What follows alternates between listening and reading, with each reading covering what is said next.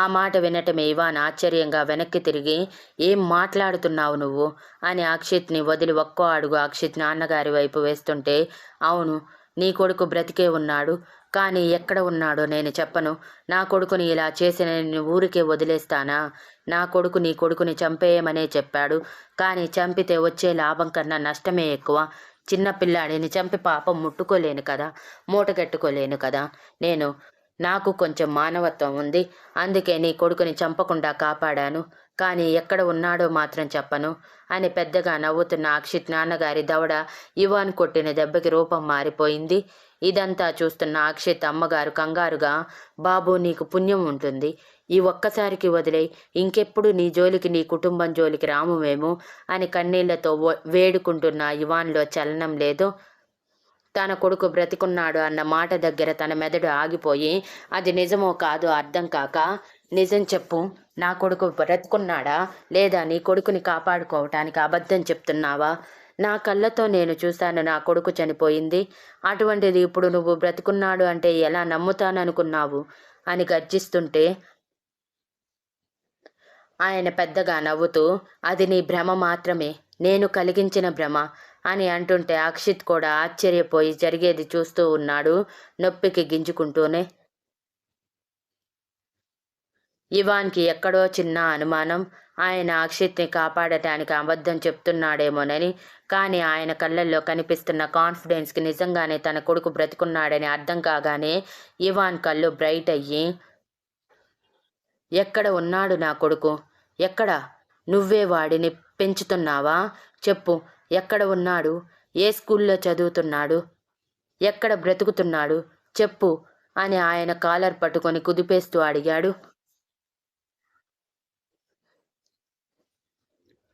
ఇంతలో అక్షిత్ ఆవేశంగా, నేను నిన్ను వాడిని చంపమని చెప్తే బ్రతికిస్తావా నాన్న? కొంచెం కూడా చెప్పిన పని చేయటం రాదా? పైగా పాపం పుణ్యమంట. వీడు మన విషయంలో చేసిన తప్పుల కంటే మనం చేసేది ఏమీ పెద్దది కాదు కదా. నీ కొడుకుని ఆవిడివాడిని చేసిన వాడి కొడుకుని కాపాడావా నువ్వు? ఛీ, నిన్ను చూస్తుంటేనే అసహ్యం వేస్తుంది అని మధ్యలో వాగుతుంటే ఇవాన్ చాలా ఇరిటేటింగ్గా, రేయ్ ముందు నిజం చెప్పరా, మీ ఇద్దరి వాగుడు తర్వాత అంటూ అక్షిత్ నాన్నగారి చెంపలు వాయించేస్తూ ఉంటే ఆయన నవ్వుతున్నారే తప్ప నిజం చెప్పడానికి రెడీగా లేనట్టు, చెప్పను, ఎప్పటికీ నిజం చెప్పను, నన్ను చంపేసినా సరే నిజం చెప్పను. కానీ నువ్వు ఊహించుకున్నట్టు నీ కొడుకేమి రాజభోగాలు అనుభవించటం లేదు. నువ్వు ఊహించని విధంగా, అసలు ఊహించలేని విధంగా ఉన్నాడు. ఇక మరో విషయం, నేనైతే వాడిని పెంచటం లేదు, నీ కొడుకుని పెంచి పోషించేంత పెద్ద మనసు నాకైతే లేదు. సో వాడు ఎక్కడ ఉన్నాడో తెలుసుకోవటం నీ తరం కాదు అని అంటే ఇవాన్ ఆయన్ని వదిలి ఒక్కో అడుగు వెనక్కి వేస్తూ, అవునా, నిజమా? నా కొడుకు ఎక్కడ ఉన్నాడో తెలుసుకోవటం నా తరం కాదా అంటూ ఇవాన్ ఈవిల్ స్మైల్తో అక్షిత్ వరకు చేరుకొని, నా కొడుకుని నా నుంచి దూరం చేసినందుకు నీ కొడుకుని నీ నుంచి దూరం చేయటం నాకు పెద్ద విషయం కాదు కదా. సో నీ కొడుకుని చంపేశాక నా కొడుకుని వెతుక్కుంటాను. నీ కళ్ళెదురుగా కొడుకు చనిపోయి నీ జీవనాధారం పోయి బ్రతకటానికి దిక్కులేక నా నుంచి తప్పించుకోలేక చస్తూ బ్రతుకుతూ ఉంటే ఎలా ఉంటుందో చూపించనా? లేదంటే నిజం చెప్తావా? నిజం చెప్తే కనీసం నీ కొడుకు ప్రాణాలతో ఉంటాడు. కాదు, నీ కొడుకు నీకు అవసరం లేదనుకుంటే ఐ డోంట్ కేర్. నా కొడుకుని కనిపెట్టడం నాకు పెద్ద పనేం కాదు అని అన్నాడు ఇవాన్ చాలా చాలా గంభీరంగా. అప్పటికే ఇవాన్ కళ్ళు ఎరుపు రంగుని దాటి కళ్ళు లోపలి ఎర్రజీరాలు పులుముకొని ఏమాత్రం కనుగుడ్డు కూడా నల్లగా లేకుండా ఎరుపు రంగులోకి మారిపోతూ ఉంటే ఇవాన్ ఎంత కోపంగా ఉన్నాడో అర్థం చేసుకున్న ఆయన నిజంగానే అక్షిత్ని చంపేస్తాడేమోనని భయపడిన ఇవాన్ కొడుకు విషయం తన దగ్గర ఉన్నంత వరకు అక్షిత్ని ఏమీ చేయలేడు అనుకుని విర్రవీగుతూ, అయితే ట్రై చేసుకో, కానీ ఒకటి గుర్తుపెట్టుకో, నా కొడుకు చస్తే మాత్రం ఎప్పటికీ నీకు నిజం తెలియదు, నేను తెలియనివ్వను. నువ్వు ఎంత వెతికినా, ప్రపంచమంతా గాలించినా సరే నీ కొడుకుని మాత్రం పట్టుకోలేవు.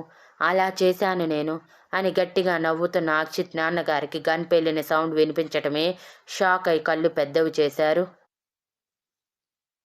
అక్షిత్ నాన్నగారు భయపడి అక్షిత్ అని గట్టిగా అరిస్తే అంతకంటే గట్టిగా అక్షిత్ అంటూ అక్షిత్ అమ్మగారు అరిచారు. కానీ వాళ్ళు భయపడినట్టు అక్కడ అక్షిత్ చనిపోలేదు. కేవలం సెంటర్ పాయింట్లో బుల్లెట్ దింపి నువ్వు నిజం చెప్పడం లేట్ చేసే కొద్దీ ఒక్కో బుల్లెట్ నీ కొడుకు శరీరంలోకి దిగుతూ ఉంటుంది. చెప్తావా లేదా అంటూ ఈసారి రైట్ షోల్డర్ దగ్గర గన్ పెట్టడంతో అక్షిత్ నాన్నగారు భయపడి చాలా పెద్ద తప్పు చేస్తున్నావు ఇవాన్.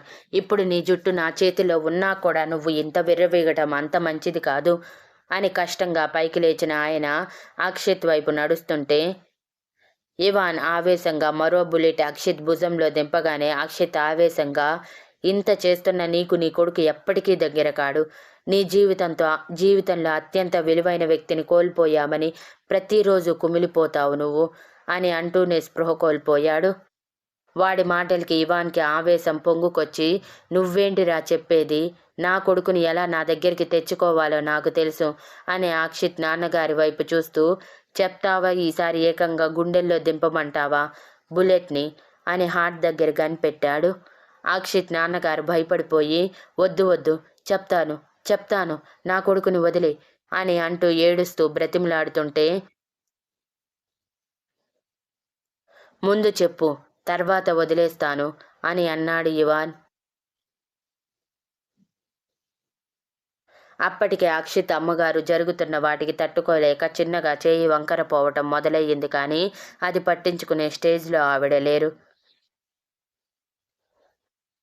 అక్షిత్ నాన్నగారు భయపడి నీ కొడుకుని చంపకుండా పిల్లల్ని కొనుక్కునే వాళ్ళకి ఇచ్చేశాను.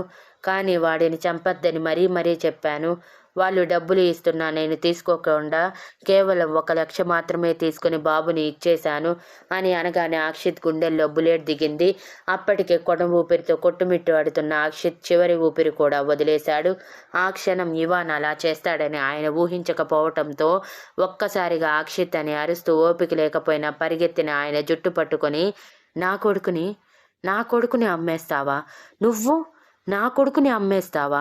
నీకెంత ధైర్యం అంటూ ఆయన బాడీలో మిగిలిన మూడు బుల్లెట్స్ దింపేసి ఈ క్షణం మీరు బ్రతకలేరు, అలా అని చావలేరు, ఎప్పుడు చావు దగ్గరికి వస్తుందా అని ఎదురు చూస్తూ ఉంటారు. అలా నేను చేస్తాను అని అక్షిత్ అమ్మగారి వైపు చూసేసరికి ఆవిడ ఆల్రెడీ ప్యారలైజ్ అయిపోయి కాళ్ళు చేతులు వంకరపోయి నోట్లో నుంచి నొరగ కక్కుతూ నోరు వంకరపోయి కనిపించింది. వాళ్ళందరినీ చూసిన ఇవాన్ ఒకరి కుటుంబాన్ని నాశనం చేయాలనుకుంటే వాళ్ళ కుటుంబమే నాశనం అవుతుంది అని అక్షిత్ నాన్నగారిని చూస్తూ నా కొడుకుని ఎలా నా దగ్గరికి తెచ్చుకోవాలో నాకు బాగా తెలుసు, చూస్తూ ఉండు, నా కొడుకు ఎలా నా దగ్గరికి చేరుతాడో అని ఆవేశంగా చెప్పి చిన్న పని చేశాక అక్కడి నుంచి బయటికి వచ్చిన ఇవాన్ కారులో కూర్చోవటమే తన ప్రపంచమంతా స్తంభించినట్టు అనిపిస్తూ అసలు ఆ రోజు ఎలా నేను మిస్ చేసుకున్నాను నా బేబీని, ఎలా అనుకుంటూ పదే పిడికిలతో స్టీరింగ్ మీద కొడుతూ హడావిడిగా ముంబై వెళ్ళాలనుకున్న తనకి సడన్గా ఇషిక నుంచి ఫోన్ రావటమే కళ్ళల్లో నీళ్లు ఆగలేదు. తన బాబు చనిపోయినప్పుడు తను పడిన బాధ, మానసిక వేదన అన్నీ గుర్తుకు వస్తూ ఇషిక, నీకు మన బాబు గురించి నిజం తెలిస్తే తట్టుకోగలవా? లేదు, తట్టుకోలేవు. మళ్ళీ వాడు కనిపించే వరకు మనిషి కాలేవు. అందుకే నీకు ఈ విషయం ఇప్పుడే చెప్పను. డైరెక్ట్గా మన కొడుకుని తీసుకువచ్చి నీ ఎదురుగా పెట్టి అప్పుడు చెప్తాను. మన కొడుకు బ్రతికే ఉన్నాడు ఇషు, మన కొడుకుకి ఏమీ కాలేదు అని. ముందు నేను వాడిని వెతకాలి. పుట్టగానే మన నుంచి దూరం అయ్యాడు. 3 సంవత్సరాలు ఎలా ఉన్నాడో ఏమో అని బాధపడుతూ కార్ స్టార్ట్ చేసిన ఇవాన్ పదే ఇషిక నుంచి ఫోన్ రావటంతో తప్పక లిఫ్ట్ చేసి తన బాధ తెలియనివ్వకుండా గంభీరంగా మాట్లాడిన తనకి అటువైపు ఇషిత తన మీద బెంగతో పాటు మోక్షిత్కి జరిగింది లైవ్లో చూడటం వలన భయంతో జ్వరం తెచ్చుకుందని తెలిసి తప్పక ఇంటికి వెళ్ళి ప్రిన్సెస్ అంటూ ఇషితని దగ్గరికి తీసుకొని ప్రిన్సెస్ నేను ఇక్కడే ఉన్నానురా అంటూ ఇషిక వైపు చూసిన తనకి బాబు చనిపోయిన క్షణంలో తను పడిన బాధ కళ్ళెదురుగా కనిపిస్తూ ఉంటే మరి మరి ఆ రోజు మా చేతుల్లో చనిపోయిన బాబు ఎవరై ఉంటారు అని ఆలోచిస్తూ అది కూడా తెలుసుకోవాలని ఫిక్స్ అయ్యి త్వరగా ముంబై వెళ్ళాలనుకున్నాడు. కానీ ఇషిత బాగా భయపడిపోయి మోక్షిత్ యాక్సిడెంట్ నుంచి బయటికి రాకపోవడంతో పాటు ఇషిక గట్టిగా అరవటంతో ఆ భయం కూడా చేరటం వలన త్వరగా జ్వరం తగ్గలేదు. సో ఆటోమేటిక్గా ఇషిత తన డాడాని వదలకపోవడంతో 2 రోజులు ఎంతో కష్టంగా తనని తాను ఆపుకున్న ఇవాన్ ఇషిత కొంచెం నార్మల్ అవ్వటమే ఇషికతో అర్జెంట్ పని మీద అవుట్ ఆఫ్ స్టేట్ వెళ్తున్నాను, రావటానికి టైం పట్టచ్చు, నా గురించి ఆలోచించకు, ఇషిత జాగ్రత్త, ఇక నుంచి తనని బాధ పెట్టకు, భయపెట్టకు, ఇంకొకసారి తనకి జ్వరం వచ్చిందని నాకు ఫోన్ చేసి చెప్పావంటే ఈసారి నిన్ను పనిష్ చేయకుండా వదలను ఇషు, గుర్తుంచుకో అని చెప్పి సాగర్ వాళ్ళకి ఆఫీస్ బాధ్యత అప్పగించి అర్జెంటుగా ముంబై వెళ్ళిపోయిన తను డైరెక్ట్గా హాస్పిటల్కి వెళ్ళి అప్పటి సీసీటీవీ ఫుటేజ్ అడిగితే అది ఆ రోజే వర్క్ అవ్వకుండా సీసీటీవీ ఫుటేజ్ మేనేజ్ చేశారని తెలిసి ఆవేశంతో ఆ హాస్పిటల్ డీన్ని చితక్కొట్టి ఆ హాస్పిటల్ ఎండీని రప్పించి తనకి జరిగిన అన్యాయం మొత్తం చెప్పి నా కొడుకు ఇప్పుడే నాకు కావాలి, కేవలం ఈ హాస్పిటల్ మేనేజ్మెంట్ నిర్లక్ష్యం వలన నా బిడ్డ నాకు దూరం అయ్యాడు. ఇక్కడ సెక్యూరిటీ టైట్గా ఉంటుందని నా భార్యని ఇక్కడికి పంపిస్తే ఇక్కడ ఇలాంటి హాస్పిటల్లో కూడా సెక్యూరిటీ లేదని నిరూపించి నా బిడ్డని నా నుంచి దూరం చేశారు. నా బిడ్డని తెచ్చిస్తారా, హాస్పిటల్ని పోగొట్టుకుంటారా అని బెదిరించటంతో ఆయన భయపడిపోయి సార్ నేను తెలుసుకుంటాను అని ఇమీడియట్గా అప్పటి స్టాఫ్ కూడా ఇంకా వర్క్ చేస్తూ ఉండటంతో అందరినీ కాన్ఫరెన్స్ రూమ్కి రప్పించి ఇవాన్ని రమ్మని చెప్పారు. ఇవాన్ ఛాంబర్లోకి రావటమే ఒక నర్స్తో పాటు ఒక కాంపౌండర్ భయపడిపోయి వణికిపోయారు. కానీ వెంటనే నార్మల్ అయిపోయారు. ఇక ఇవాన్ ఆల్రెడీ లోపలికి అడుగు పెడుతూనే ప్రతి ఒక్కరిని గమనించిన తనకి వాళ్ళిద్దరూ భయపడడం కనిపించి ఖచ్చితంగా వాళ్ళకి తన బాబు గురించి తెలుసని అర్థం చేసుకొని ఎవరిని పట్టించుకోకుండా డైరెక్ట్గా వాళ్ళిద్దరి దగ్గరికి వెళ్ళి నా బాబు ఎక్కడా అని సీరియస్గా బేస్ వాయిస్లో అడిగాడు. వాళ్ళు బిక్క చచ్చిపోయి ఇవాన్ వైపు భయంగా చూస్తూ మీరు ఏం మాట్లాడుతున్నారు సార్ అని అంటుంటే ఇవాన్ కాంపౌండర్ గొంతు మీద తన చేతి పట్టు బిగిస్తూ ఏరా మీ కళ్ళకి పిచ్చోడిలా కనిపిస్తున్నానా, నేను ఈ హాల్లోకి ఎంటర్ అవ్వటమే మీ కళ్ళల్లో కనిపించిన భయమే చెప్పింది, నేను మీకు ముందుగానే తెలుసని, చెప్తారా లేదా నా చేతుల్లో చెప్తారా, ఆ రోజు ఏం జరిగింది, నా బిడ్డని ఎందుకు నా నుంచి దూరం చేశారు, అసలు నా బాబు ఎక్కడ ఉన్నాడు అని కోపంగా అడుగుతూ ఊపిరి తీసేస్తూ ఉంటే ఆ కాంపౌండర్తో పాటు నర్స్ వణికిపోయి ప్లీజ్ సార్ నేను చెప్తాను, మా ఆయనని వదిలేయండి అని అడిగింది. వాళ్ళిద్దరు భార్యాభర్తలు కావటంతో ఆ మాటకి వదిలేసిన ఇవాన్ చెప్పు నా కొడుకు ఎక్కడ ఉన్నాడు, ఏం జరిగింది అని అడిగితే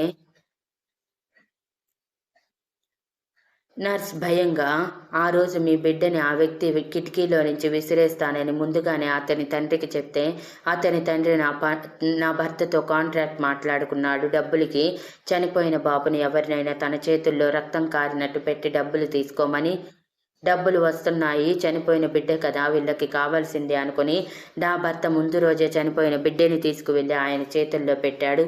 వాళ్ళు అనుకున్నట్టుగానే కిటికీలో నుంచి బిడ్డని విసిరేసిన టైంలో అతని తండ్రి ఆ బిడ్డని ఎత్తుకెళ్ళిపోతూ చనిపోయిన బిడ్డని కింద కరెక్ట్గా బాబు పడాల్సిన ప్లేస్లో పెట్టి హాస్పిటల్ ఎంట్రన్స్ దగ్గరికి రాగానే నేను చూశాను బాబు ఏడుస్తూ ఉంటే. మీ ఆవిడకి డెలివరీ జరిగే సమయంలో నేను కూడా అక్కడ ఉండటం వలన ఆ బాబు మీ బాబు అని గుర్తుపెట్టి లోపలికి వెళ్ళి చెప్పాలనుకునేలోపు అతను నా భర్త గురించి చెప్పి బెదిరించాడు. ఎక్కడ నా భర్తని పోలీసులకి పట్టిస్తాడో అని భయపడినా ఇదంతా తప్పు అని బాబుని తీసుకోవాలని ప్రయత్నిస్తే నన్ను నెట్టేసి బయటికి వెళ్ళిపోతూ నిజం చెప్తే నీ మొగుడు జీవితాంతం జైల్లో ఉంటాడు, గుర్తుంచుకో, నీ పిల్లలు అనాథలు అవ్వటంతో పాటు నీ మీద రేప్ అటెంప్ట్ జరుగుతుంది, నీ జీవితం నువ్వు ఊహించుకోవటానికి కూడా భయంకరంగా మారుతుంది అని బెదిరించి వెళ్ళిపోయారు. నాకు భయం వేసి ముందుకు అడుగు వేయలేకపోయాను. అంతే సార్ మాకు తెలిసింది. ఇంకేం తెలియదు. ఆ రోజు డబ్బుకి కకృత్తిపడి నా భర్త చేసిన చిన్న పని వల్ల ఈ రోజు వరకు మనశ్శాంతి లేకుండా బ్రతుకుతున్నాను సార్. ప్లీజ్ మమ్మల్ని వదిలేయండి అని కాళ్ళ మీద పడిపోయారు. వాళ్ళిద్దరూ చెప్పిన దానికి రక్తం మరిగిపోయిన ఇవాన్ వాళ్ళ మీదకి ఆవేశంగా వెళ్లేలోపు ఆ హాస్పిటల్ ఎండీ అడ్డుకొని, సార్ జరిగిన దాంట్లో మా తప్పు ఉందని ఒప్పుకుంటున్నాము. ప్లీజ్ వాళ్ళ మీద చేయి వేసుకోకండి. ఇప్పుడే వాళ్ళని పోలీసులకు పట్టించేస్తాము. మీ బేబీ ఎక్కడ ఉందో కనుక్కుంటాము అని అంటే ఇవాన్ చాలా సీరియస్గా, కనుక్కొని నా బేబీని నాకు మీరు ఇవ్వాలి, లేదంటే ఈ హాస్పిటల్ గురించి మర్చిపో అని వార్నింగ్ ఇచ్చి ఇంతకు ముందు సాగర్ వాళ్ళ ఉన్న ఇంట్లోకి వెళ్ళిపోయి ఎలా ఎలా నా బిడ్డని నా దగ్గరికి రప్పించుకోవాలి అని ఆలోచిస్తున్న తనకి అక్షిత్ నాన్నగారు చెప్పింది గుర్తుకు వచ్చి, అవును వాడు అన్నాడు కదా పిల్లల్ని ఎత్తుకు వెళ్ళే బ్యాచ్ అని, వాళ్ళ గురించి వెతికించాలి, త్వరగా నా ప్రయత్నం ఫలించాలి అంటూ అప్పటికప్పుడు పోలీస్తో పాటు తనకి తెలిసిన డిటెక్టివ్ ద్వారా కూడా ప్రయత్నించటం మొదలుపెట్టాడు. అలా 2 నెలలు గడిచిపోయాయి. ఈ 2 నెలల్లో ఇవాన్ ముంబై వచ్చిన 2 రోజులకే నర్మద ప్రెగ్నెంట్ అన్న విషయం తెలిసి సంతోషించాడే కానీ ఢిల్లీ వెళ్ళలేదు. ఇక ఈ 2 నెలల్లో ఇవాన్ ఫోన్లో తప్ప డైరెక్ట్గా ఇషిక వాళ్ళ ముందుకు వెళ్ళలేదు. కనీసం వీడియో కాల్ కూడా మాట్లాడలేదు తన ఫ్యామిలీతో, ఇషితలతో కూడా. ఆ 2 నెలలు పిచ్చోడిలా తన కొడుకు కోసం చేయని ప్రయత్నం అంటూ లేదు. ప్రతి ప్రయత్నం విఫలమవుతూనే ఉంది.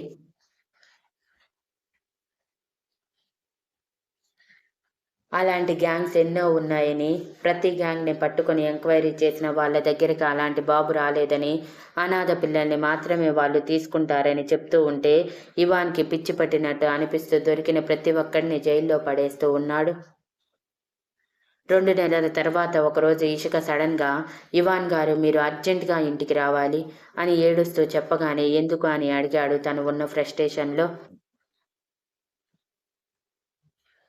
ప్లీజ్ రండి. చాలా ఇంపార్టెంట్ విషయం చెప్పాలి మీకు. ఇది చెప్పకపోతే నేను భరించలేను. ప్లీజ్ ప్లీజ్ రండి అని ఎంతో బ్రతిమలాడింది ఇషిక. అప్పటికే ఇషితల్లిని చూసి చాలా రోజులై ఉండటంతో తప్పక వస్తానని చెప్పి, మిగిలిన వాళ్ళని తమ పని తాము చేయమని చెప్పి ఇవాన్ అప్పటికే పెరిగిన గడ్డాన్ని, మీసాన్ని క్లీన్ షేవ్గా మార్చి జుట్టును కూడా కట్ చేయించుకొని ఢిల్లీ చేరిన తనకి ఇల్లంతా హడావిడిగా ఉండటం చూసి ఏం జరుగుతుందో అర్థం కాక అయోమయంగా లోపలికి వెళ్ళి, ఏం జరుగుతుంది ఇక్కడ అని అడిగాడు. 2 నెలల తర్వాత ఇవాన్ని చూస్తున్న అందరూ ఎమోషనల్ అవుతూ, ఎక్కడికి వెళ్ళిపోయావురా, కనీసం ఎక్కడ ఉన్నావు అనేది చెప్పేది లేదా, ఎప్పుడు చూడు పని పని అంటూ తిరుగుతూనే ఉన్నావు, ఈ 2 నెలల్లో కనీసం ఒక్కరోజైనా ఇంటివైపు చూశావా అని అరుస్తూ ఉంటే అప్పటికే ఫ్రస్ట్రేషన్లో ఉన్న ఇవాన్, అసలు నన్నెందుకు రప్పించారు, నేనెంత ఇంపార్టెంట్ పనిలో ఉన్నానో తెలుసా మీకు, మీ పిచ్చి పిచ్చి వేషాలన్నిటికీ నేనే దొరుకుతున్నానా, ఇంకొకసారి ఇలాంటి వాటికి నన్ను పిలిచారంటే అస్సలు ఫోన్ కూడా లిఫ్ట్ చేయను అంటూ తిరిగి బయటికి దారి తీస్తున్న ఇవాన్ని విస్మయంగా చూశారు ఫ్యామిలీ మెంబర్స్. అప్పుడే కిందకి దిగుతున్న ఇషిత డాడా అంటూ గట్టిగా అరవటంతో గుమ్మం దాటుతున్న ఇవాన్ పాదం అక్కడే ఆగిపోయింది. ప్రిన్సెస్ అంటూ 2 నెలల తర్వాత తన కూతుర్ని చూస్తున్న ఇవాన్ మనసులో తన బాబు మెదిలి, ఇన్ని రోజుల నుంచి ట్రై చేస్తున్నా ఎందుకురా నీ తమ్ముడు కనిపించటం లేదు, ఎక్కడ ఉన్నాడు రావాడు, పిచ్చి పడుతుందిరా నాకు అంటూ ఇషిత దగ్గరికి పరిగెత్తుకుంటూ వెళ్ళి తనని ఎత్తుకుని మొహమంతా ముద్దులు పెడుతూ ఉంటే అప్పుడే కిందకి దిగుతున్న ఇషిక వాళ్ళిద్దరిని చూసి సంతోషిస్తూ, ఇవాన్ గారు అంటూ ఇవాన్ చేతిని పట్టుకుని మీతో చాలా ఇంపార్టెంట్ విషయం చెప్పాలి అని సిగ్గుపడుతుంటే ఇవాన్ ఇషికని బాగా మిస్ అయి ఉండటంతో తనని గట్టిగా హత్తుకొని మిస్ యూ సో మచ్ ఇషు అని చెప్పాడు. నేను కూడా ఇవాన్ గారు మిమ్మల్ని చాలా మిస్ అయ్యాను. ఎన్నిసార్లు రమ్మన్నా రాలేదు కానీ ఇప్పుడు చాలా ఇంపార్టెంట్ అని మీకు ఎంతో ఆనందాన్ని ఇచ్చే విషయం చెప్పాలనే రప్పించాను అంటూ మిగిలిన ఫ్యామిలీ మెంబర్స్ వైపు చూస్తున్న తనకి అప్పుడే సాగర్ వాళ్ళు కూడా రావటంతో అందరూ వచ్చేశారని అర్థమయ్యాక, చాలా చాలా ఇంపార్టెంట్ విషయం ఇవాన్ గారు. ఇది మీతో డైరెక్ట్గా చెప్పాలని అనుకున్నాను. అందుకే రప్పించాను అని అంటుంటే, ఏం విషయమో ముందు చెప్పు ఇషు అని కష్టంగా పెదవుల మీద తెచ్చిపెట్టుకున్న చిరునవ్వుతో అడగటం ఆలస్యం. ఇవాన్ ఇషిక ఇవాన్ చేతిని తన కడుపు దగ్గర పెట్టుకుని, మన బాబు తిరిగి మన దగ్గరికి వస్తానంటున్నాడు ఇవాన్ గారు. ఐఆమ్ ప్రెగ్నెంట్ అని అంది కన్నీటి చెమ్మతో. ఒక్క క్షణం ఇషిక చెప్పింది విని షాక్ అయ్యి, మరు నిమిషం ఏమంటున్నావు ఇషు నువ్వు అని కళ్ళు పెద్దవి చేసి అడిగాడు. నిజం ఇవాన్ గారు, మన బేబీ మన దగ్గరికి వచ్చేస్తున్నాడు. మన బాబు ఇవాన్ గారు అంటూ ఇషిక ఎమోషనల్గా ఇవాన్ని గట్టిగా హత్తుకొని తన బాబుని గుర్తు చేసుకుంటే, ఇవాన్ తన కళ్ళు గట్టిగా మూసుకొని తప్పిపోయిన తన బాబుని గుర్తు చేసుకుంటూ, నీ తమ్ముడు కూడా వచ్చేస్తున్నాడురా, ఇంకెప్పుడు నువ్వు వస్తావు? త్వరగా వచ్చే కన్నా నీకోసం మీ అమ్మ పిచ్చిదయ్యేలా ఉందిరా అని మనసులో సగం సంతోషం సగం బాధతో బయటికి మాత్రం పూర్తి సంతోషంగా ఉన్నట్టు మొహం పెద్దతిచ్చేసి, థ్యాంక్ యూ సో మచ్ ఇషు అంటూ ఇషిక నుదుటి మీద ముద్దు పెట్టి, ప్రిన్సెస్ నీ తమ్ముడు వచ్చేస్తున్నాడురా అని అన్నాడు ఇవాన్ ఈషితతో. వాడ్డాడా అని ఈషిత అర్థం కాక అయోమయంగా మొహం పెడితే, మమ్మీ బొజ్జలో బుజ్జి తమ్ముడు ఉన్నాడు ప్రిన్సెస్, నీ తమ్ముడు అని అనగానే ఇషితకి ఏం అర్థమయ్యిందో ఏమో కానీ కళ్ళు పెద్దవి చేసి పెదవులు సాగదీసి తమ్ము అంటూ ముద్దుగా పిలుస్తూ ఇవాన్ చేతుల్లో నుంచి జారి ఇషిక నడుపు చుట్టూ చెయ్యి వేసి ముద్దు పెట్టుకోవాలనుకున్న అందక కాళ్ళ వరకే వచ్చిన తను బిక్కమొహం వేసుకొని ఇవాన్ వైపు చూస్తే, ఇవాన్ చిన్న నవ్వుతో తన వైపు చూసి ఎత్తుకోగానే ఇషిక పొట్ట మీద ముద్దు పెట్టి, త్వరగా రా తమ్ము మనం ఆడుకుందాం అంటూ బుజ్జిగా చెప్తుంటే మిగిలిన వాళ్ళందరూ ఆనందం ఆకాశాన్ని అంటింది. ఇంతకుముందు ఇషిక ప్రెగ్నెంట్గా ఉన్నా వాళ్ళకి తెలియకపోవటం వలన ఆ మూమెంట్ని సెలబ్రేట్ చేసుకోలేకపోయారు. కానీ ఇప్పుడు ఇషిక అన్ని సంతోషాలని తీసుకువస్తూ ఉంటే ఇల్లంతా పండగ వాతావరణం నెలకొంది. వాటన్నిటిలో కూడా ఇవాన్ పాల్గొన్న ప్రతి క్షణం తన తప్పిపోయిన బాబు గుర్తుకు వస్తూ ఉంటే ఆ ఆనందాన్ని పూర్తిగా అనుభవించలేకపోయాడు. అలా అని బాబు గురించి ఎవరికి చెప్పే పొజిషన్లో కూడా లేడు. తన పరిస్థితి తన మీద తనకే జాలిగా అనిపిస్తూ ఉంటే ఒక్క క్షణం విరక్తి నవ్వు ఇవాన్ పెదవుల మీద చేరింది. అలా ఆ రోజు మొత్తం అక్కడే గడిపేసిన సాగర్ వాళ్ళు నైట్ ఇంటికి వెళ్తూ ఇవాన్ వైపు చాలా సీరియస్గా చూసి వెళ్తే, ఇవాన్ చిన్నగా నవ్వుకుంటూ ఇషికతో పాటు రూమ్కి వెళ్ళాక మనసారా ఇషికని హత్తుకొని, థ్యాంక్ యూ సో మచ్ ఇషు, ఇంత త్వరగా గుడ్ న్యూస్ చెప్తావని అనుకోలేదు, ఐఎమ్ సో హ్యాపీ అని అన్నాడు. నేను కూడా ఇవాన్ గారు, అసలు నేను తిరిగి ప్రెగ్నెంట్ అవుతానన్న ఆశలు లేవు ఇవాన్ గారు.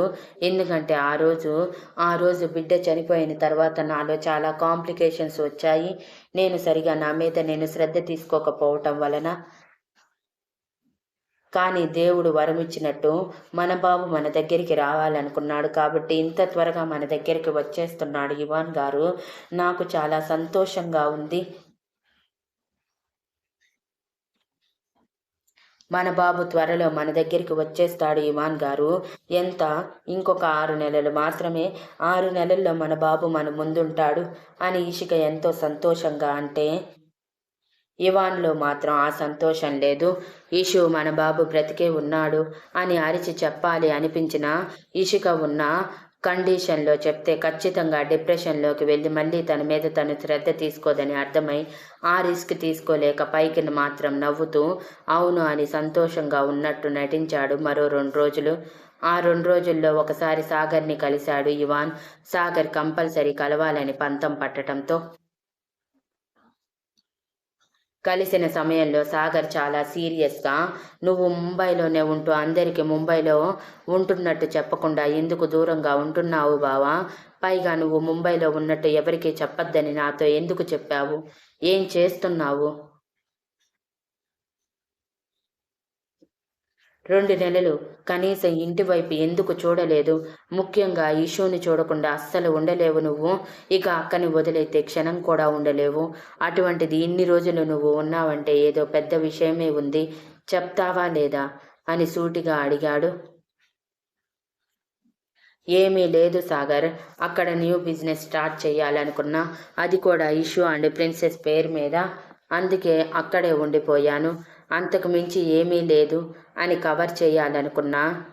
సాగర్ నమ్మకుండా, అదే అయితే ఖచ్చితంగా నువ్వు నాతో చెప్పేవాడివి బావా. ఇన్ని రోజులు దాచవు. వేరే ఏదో విషయం ఉంది. చెప్పు, ఎందుకు నువ్వు దూరంగా ఉన్నావు అని అడిగాడు.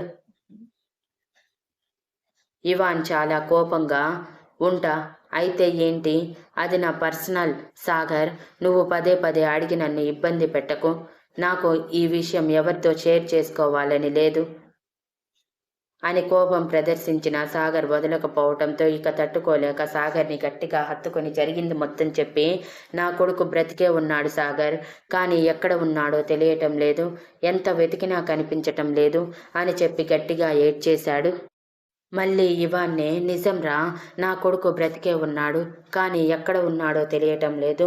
2 నెలల నుంచి కంటి మీద కునుకు లేకుండా వాడి కోసమే తిరుగుతూనే ఉన్నాను, వెతికిస్తూనే ఉన్నాను. ఇప్పటికీ వాడు కనిపించలేదు సాగర్. ఏమై ఉంటాడురా? ఒకవేళ వాడు మాకు నిజంగానే దూరం అయిపోయాడా? నో సాగర్, ఆ విషయం తట్టుకోలేను నేను. నా కొడుకు బ్రతికే ఉన్నాడు కదా. చెప్పు సాగర్, చెప్పు, నా కొడుకు బ్రతికే ఉన్నాడు కదా అంటూ అప్పటి వరకు మనసులో దాచుకున్న బాధనంతా బయట పెట్టగానే సాగర్ షాక్ అయ్యి, ఏమంటున్నావు బావా నువ్వు? అంటే అంటే నా అల్లుడు బ్రతికే ఉన్నాడా అని కళ్ళు పెద్దవి చేసి నమ్మశక్యం కాక అడిగితే, ఇవాన్ అవునని చెప్పటమే సాగర్ మొదట సంతోషించిన, ఆ తర్వాత చాలా కోపంగా, మరి వాళ్ళని చంపేశావా బావా? అదే ఆ అక్షిత్ కుటుంబాన్ని అని అడిగాడు. అదంతా అనవసరం సాగర్, కానీ నాకు నీ హెల్ప్ కావాలి. ఇషికని ఎలా అయినా మభ్యపెట్టు, తనకి నా ఆలోచన రాకుండా చూసుకో. నేను ఎలా అయినా నా కొడుకుని చేరుకుంటాను. నా మరో కొడుకు వచ్చేలోపు నా మొదటి కొడుకుని ఇషు ముందు నిలబెడతాను అని అన్నాడు. అది నా వల్ల అయ్యే పని కాదు బావా. ప్రెగ్నెన్సీలో అక్క ప్రతి క్షణం నీ గురించి ఆలోచిస్తుంది. ఈ 2 నెలల్లో కూడా ప్రతిరోజు నువ్వు ఎక్కడ ఉన్నావు, ఏం చేస్తున్నావు అంటూ నన్ను అడిగేది. నువ్వు నాతో చెప్పావేమో అనుకుని.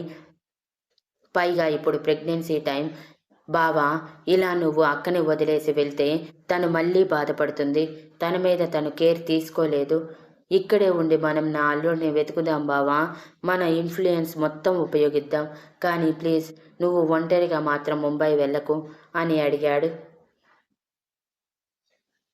అది కాదు సాగర్, నేను వెళ్ళాలి అని ఇవాన్ అసహనంగా అన్న సాగర్ వినకుండా ఇవాన్కి సర్ది చెప్పి అక్కడే ఉండేలా చేశాడు. పైగా ఇషిత పుట్టినరోజు కూడా మరో వారం రోజుల్లో ఉండటంతో అది కూడా గుర్తు చేశాడు సాగర్.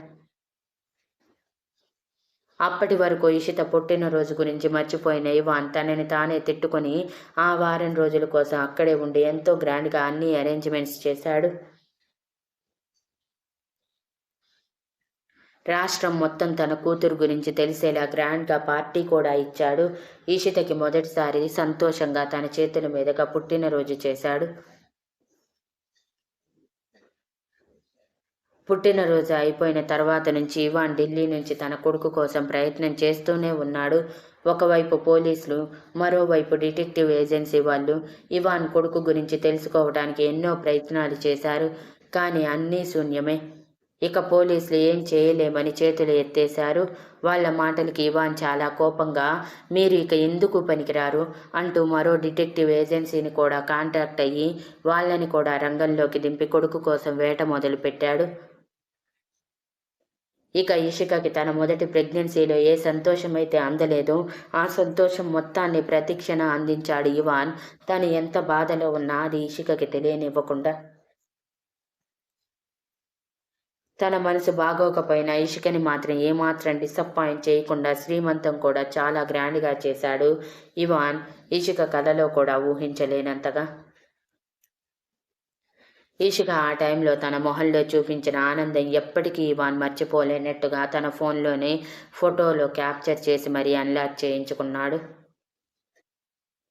ఇక సీమంతంలో ఆడపిల్ల సారిగా ఇషికకి ఇవ్వాల్సినవన్నీ నారాయణ గారు అన్నీ పెట్టారు.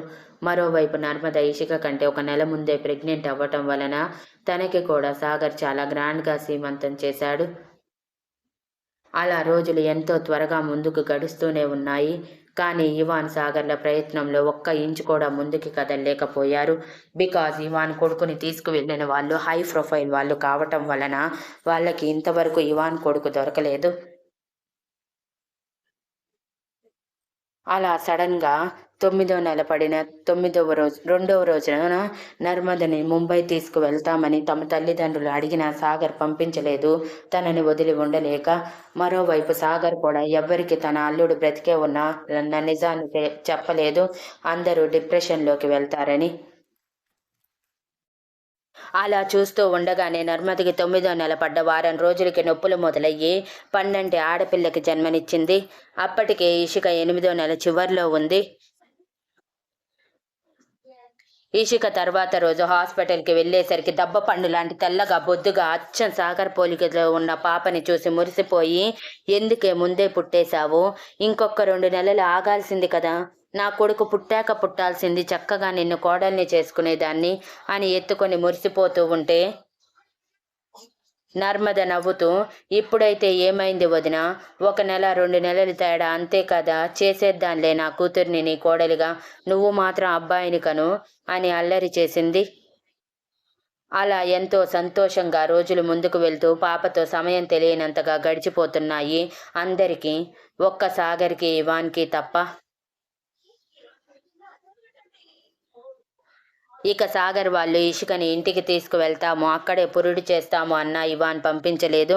ఇప్పటికే ఒకసారి ఇషుని ఇలాంటి టైంలో దూరం చేసుకున్నాను, మరోసారి దూరం చేసుకుని ఈ టైంని మిస్ చేసుకోలేను అని సీరియస్గా చెప్పి అక్కడే ఉంచేసుకున్నాడు. ఇక ఇషిత సంతోషం అయితే చెప్పనవసరం లేదు. మోక్షిత్తో కూడా తమ్ముడు వస్తున్నాడని చెప్పుకొని స్కూల్ మొత్తం తెలిసేలా ఎగిరి మరి తన సంతోషాన్ని వెళ్ళబుచ్చి ఇషిక దగ్గరే ఇంటికి వచ్చిన దగ్గర నుంచి ఉంటూ ఇషిక ఏదైనా అడిగినా వెంటనే ఇచ్చేస్తూ అల్లరి చేయకుండా చాలా జాగ్రత్తగా తనకి తెలిసినంత వరకు చూసుకుంటూ ఉంది ఇవాన్ ట్రైనింగ్లో. అలా మరో 2 నెలల తర్వాత అనగా ఇషికకి 9వ నెల నుండి 10వ నెల పడటానికి ఒక్కరోజు ఉందనగా ఇషికకి సడన్గా నొప్పులు మొదలై సాయంత్రం వేళ హాస్పిటల్కి తీసుకువెళ్తే ఎప్పుడో అర్ధరాత్రి సమయానికి 12 మగబిడ్డకి జన్మనిచ్చింది. ఇవాన్ ఎంతో సంతోషంగా ఆ బిడ్డని చూసి మురిసిపోయాడు. ఇక ఇషికకి స్పృహ వచ్చాక తన బాబుని చూపిస్తూ, మన బాబు ఇషు చూడు ఎంత ముద్దుగా ఉన్నాడు అంటుంటే ఇషిక ఎమోషనల్గా, అవును మన బాబు, మన నుంచి చేయి జారిపోయిన బాబు అంటూ గుండెలకి హత్తుకుంది. ఇవాన్ బాధగా మనసులో, ఈ గుండెల మీద మన మొదటి కొడుకుని మన రెండో కొడుకు వచ్చేలోపు పడుకోబెట్టాలనుకున్నాను ఇషు, కానీ ఇప్పటికీ కుదరలేదు, ఎప్పటికి వాడు దొరుకుతాడో తెలియటం లేదు, ఇన్ని సంవత్సరాల నుంచి వాడిని దూరం చేసుకున్న మనం ఎంతో దురదృష్టవంతులం అని అనుకున్నాడు. అలా రోజులు ఎంతో సంతోషంగా ముందుకు వెళ్ళిపోతూ పిల్లల బారసాలలు, నామకరణాలు, అన్నప్రాసనలు, పుట్టినరోజులు ఎంతో గ్రాండ్గా చేస్తూనే మరోవైపు తన కొడుకు గురించి వెతికిస్తూనే ఉన్నాడు. కానీ ఇవాన్ కొడుకు జాడ మాత్రం దొరకలేదు ఇవాన్కి. అలా ఇషితకి 5వ సంవత్సరం పుట్టినరోజు చేస్తున్న సమయంలో ఇవాన్ సాగర్తో అన్నాడు, నా కొడుకు దొరికి ఉంటే వాడికి ఇంతకంటే గ్రాండ్గా పుట్టినరోజు చేసేవాడిని అని ఎమోషనల్గా. బావా, ఇలా అంటున్నానని తప్పుగా అనుకోకు, దాదాపు 2 సంవత్సరాల నుంచి మనం వెతికిస్తూనే ఉన్నాం, కానీ అల్లుడు దొరకలేదంటే వాడు లేడేమో అని సాగర్ బాధగా అనగానే ఇవాన్ సాగర్ చెంప పగలగొట్టి, అంటే ఏంటి, నా కొడుకు చనిపోయాడని అంటున్నావా, వాడు చనిపోలేదు, నాకు నమ్మకం ఉంది వాడు ఎక్కడో ఒక చోట బ్రతికే ఉన్నాడని. ఇంకొకసారి ఇలాంటి మాటలు మాట్లాడి నాకు కోపం తెప్పించకు సాగర్ అని సాగర్ నుంచి పక్కకి వెళ్ళిన ఇవాన్కి తను అరేంజ్ చేసుకున్న మరో డిటెక్టివ్ ఏజెన్సీ నుంచి కాల్ వచ్చింది. ఈసారి కూడా నిరాశ మిగులుతుంది అనుకుని ఫోన్ లిఫ్ట్ చేసిన ఇవాన్ అటువైపు చెప్పిన మ్యాటర్ విని షాక్ అయి చేతిలో ఫోన్ జార విడిచాడు. Same time Hyderabad. 5 సంవత్సరాల బాబు చాలా కోపం ఆవేశంతో తన శక్తి మేర తన ఎదురుగా ఉన్న వ్యక్తిని రాయితో తల బద్దలు కొట్టి చంపేసి అతను చనిపోయాడని ఫిక్స్ అయ్యాకే పక్కనే పడుకోబెట్టిన సంవత్సరం పాపని ఎత్తుకొని పారిపోయాడు. Thank you for listening and please like, share, comment and subscribe. దీనితో వద్దన్నా వదిలేస్తానా సీజన్ 1 కంప్లీట్ అయింది. సీజన్ 2 నెక్స్ట్ డే నుంచి వస్తుంది.